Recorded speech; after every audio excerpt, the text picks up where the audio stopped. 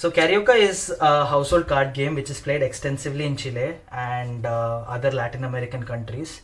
It is not necessarily a casino game. It is played usually, in family gatherings and vacations and festivals. So people like kids and even old people get together and play this game a lot. So this game is not unlike Rummy. So it is a form of contract Rummy. So people who are already familiar with how to play Rummy, this game should be pretty simple to learn. It has slight rule changes, but that's about it. So the game is played with usually played with two decks consisting of two jokers each. So that is about four jokers. The game can be played with two people and up to eight people. So the ideal for our game is let's consider four people playing the game, and for the purpose of this particular tutorial, we'll just have two people playing the game. So each player is dealt from 11 to 13 cards, depending on the rounds, the length of the rounds.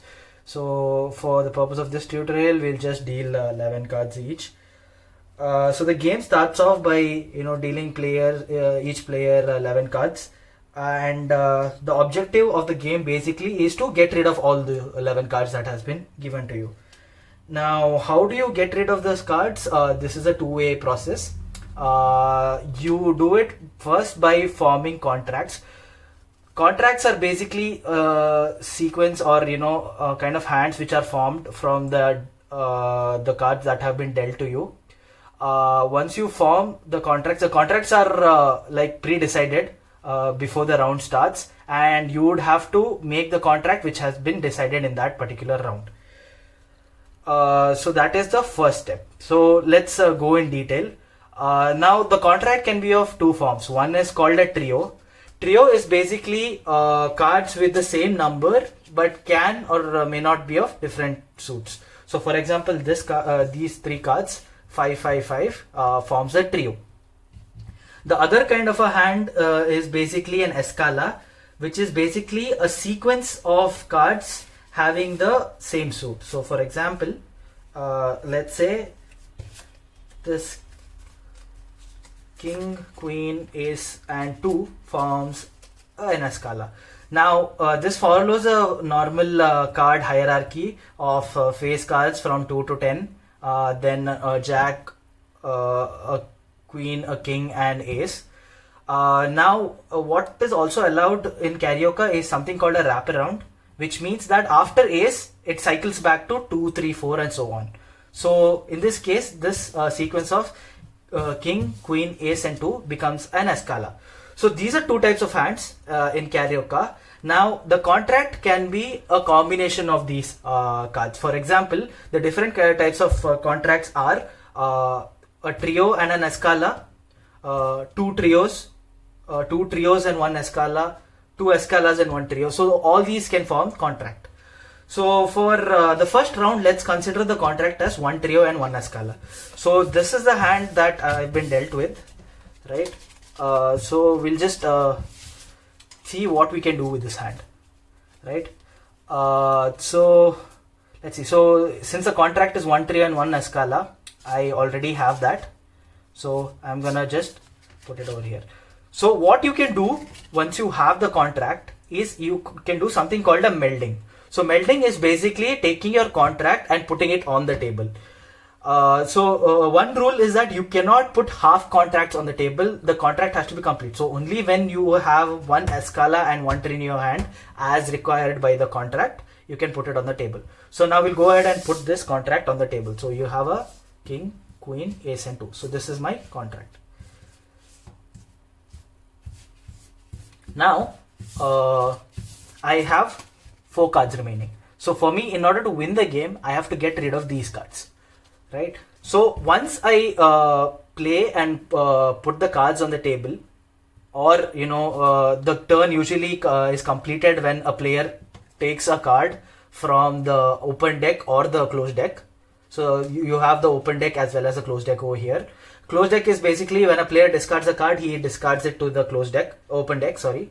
And a closed deck is where you cannot see what cards are there and you have to take it from the top of the pile. So either you can pick from the closed deck or the open deck. So now I choose to take it from the open deck, and I put this card into hand, and the turn ends when I discard one card. So a turn consists of you picking a card. If you have a contract, you basically laying it on the table, or if you don't, you just choose to ignore that, and you putting a card back into the open deck, right? So these three steps will include a turn. Now, since I have melded my contract, it is the opponent's turn. Let's say the opponent also has a contract, and he puts it on the table. So he has his Escala. So this is his Escala, which is 8, 7, 6, and 5. And let's say he also has a trio, 3, 3, 3.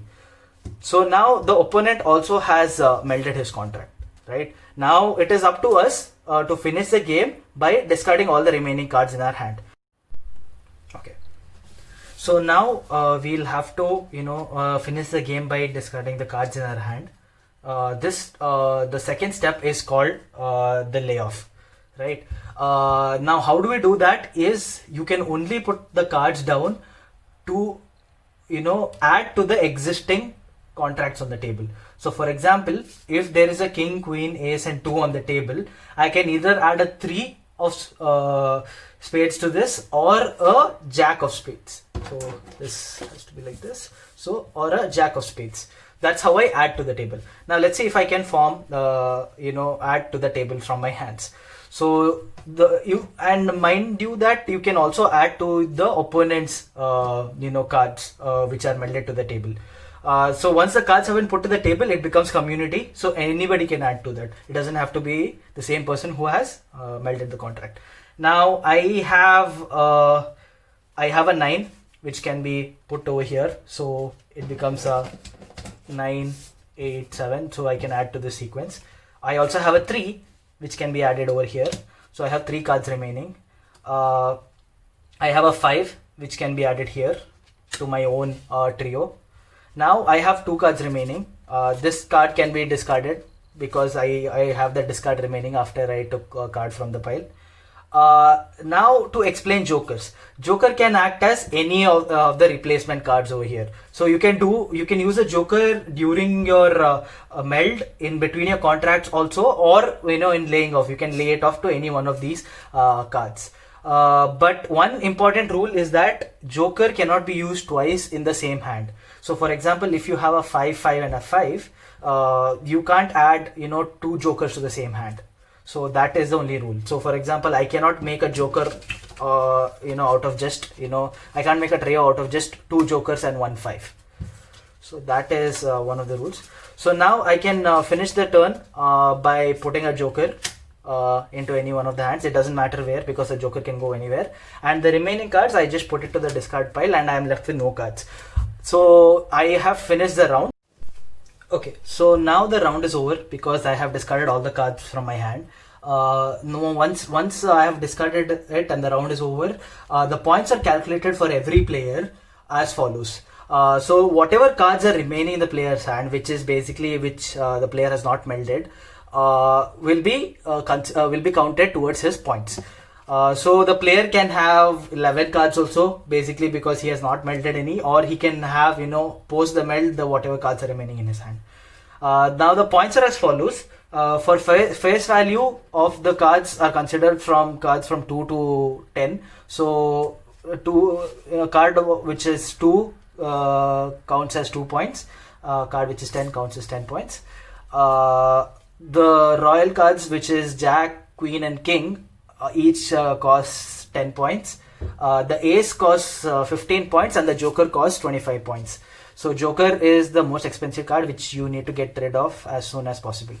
So over here your opponent will have basically 25 plus 10 plus 10 plus 8 plus 10 again. So that would be his points. Now classic Carioca is played with 5 to 6 rounds, starting from 2 trios to 1 trio, 1 escala, 2 escalas, 2 escalos and 1 trio, and 1 trio and 2 escalos, and so on. So there are 5 rounds. At the end of 5 rounds, whoever has the lowest amount of points accumulated will be the winner of the game. So that's how basically you play the entire game of Carioca.